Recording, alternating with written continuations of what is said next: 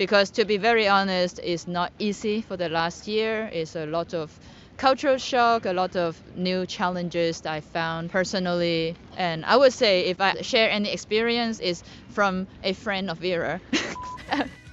Welcome back to PhD Coffee Time. This is the online community for you as PhD student to get motivation, peer support, and practical tips during your PhD.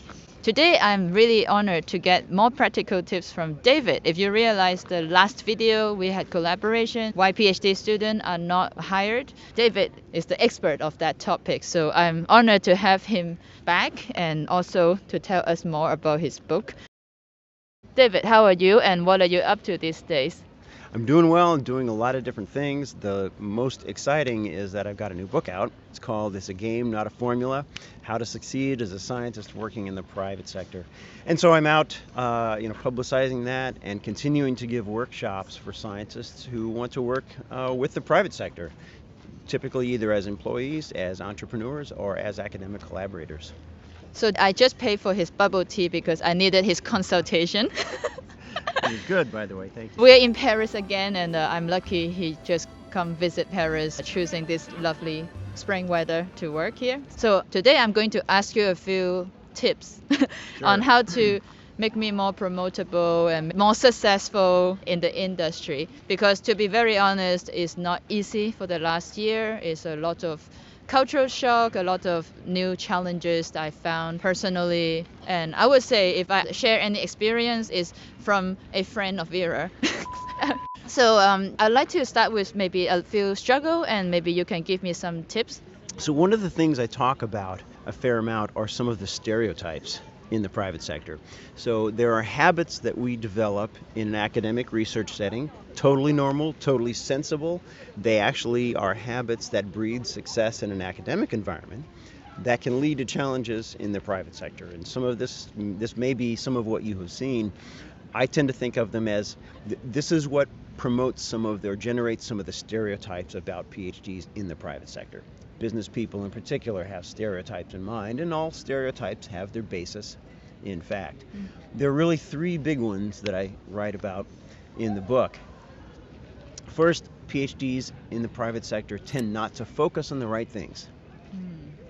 Second, they tend to be too smart.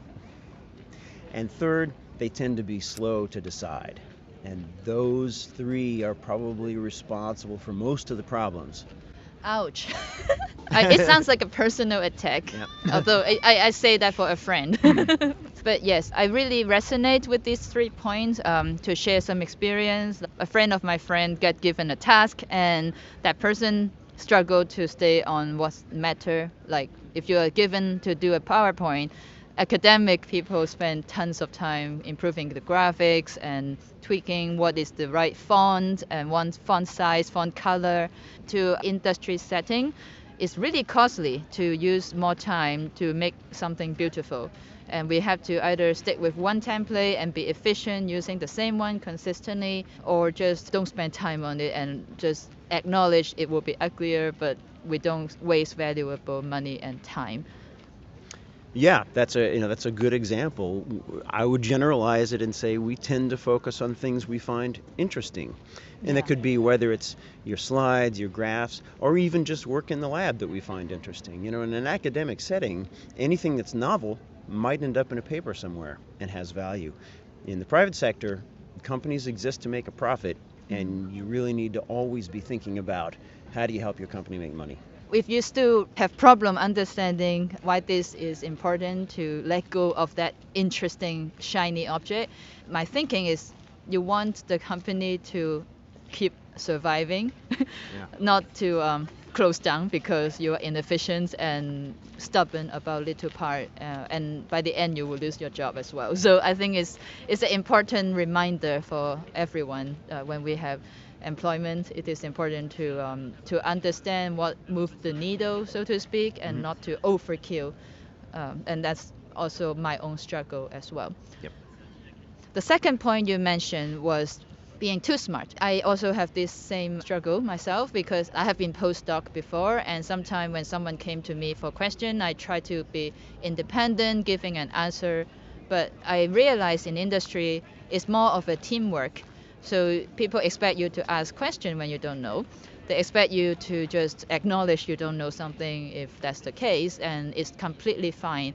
And I still have to remember that, and it's quite refreshing, but it's also scary to admit at first to people that you don't really know and be unapologetic about it. Yeah, that's exactly it.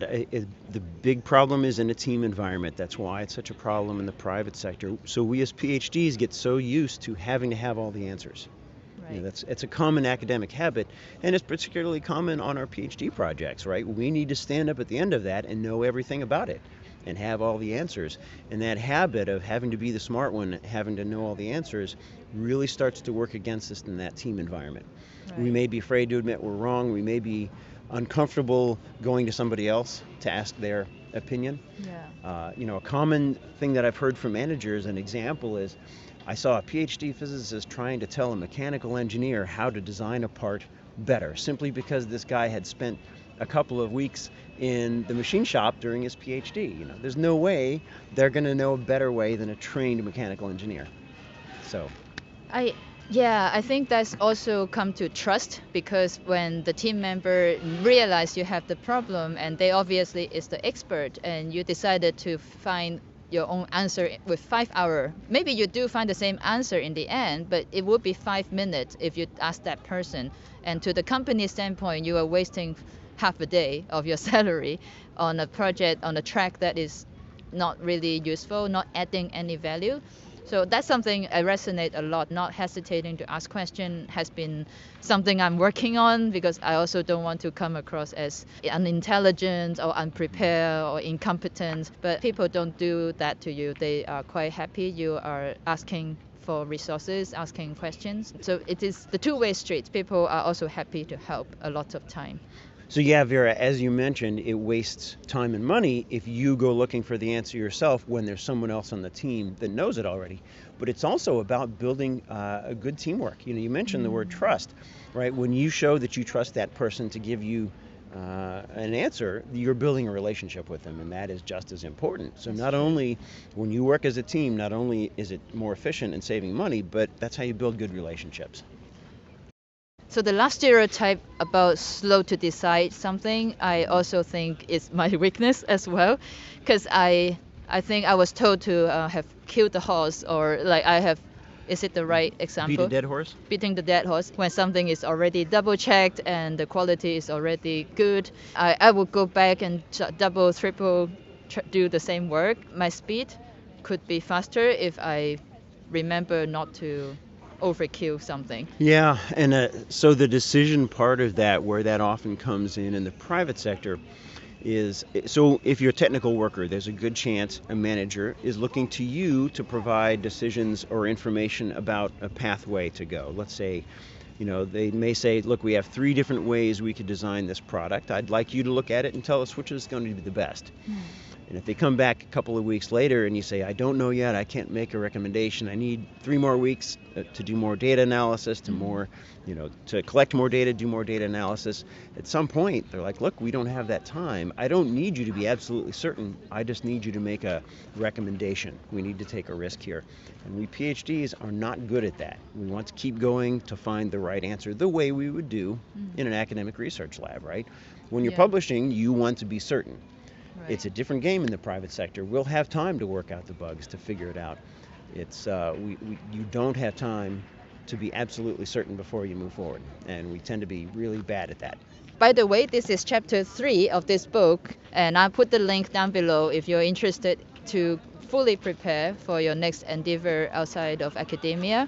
If you are still in academia and you're interested in understanding how to get funding in with industry setting, if you are in the US, I think. Is it only based for US? No, I do all over the world. All over actually, the world. Yeah, and I'm starting to travel again. That's wonderful. Yeah, now he's in Paris apparently. So, yeah, if you're interested in getting industry funding to support your research and also support your lab, if you are still in academia, David is the guy you should talk to, and he runs good workshop to help everyone on different paths of transitioning.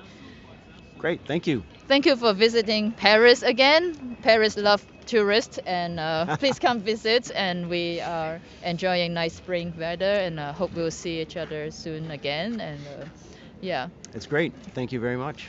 Thank you. If you can't get enough of David's wisdom, he has a lot of really engaging short videos that you should check out. And his YouTube channel is called Turning Science, and I'll put the link down below as well. I personally visit his page when I was preparing for my first industry job as well, and I found a lot of gold nuggets in there. So I hope you will enjoy this introduction as well and the recap. And for me personally, it's a good psychological counseling session of my first year in industry, and thanks for sharing this moment with me to unwrap some of this mystic. Thank you again. It's been great to talk to you again. Thank you for watching, and I'll see you the next time.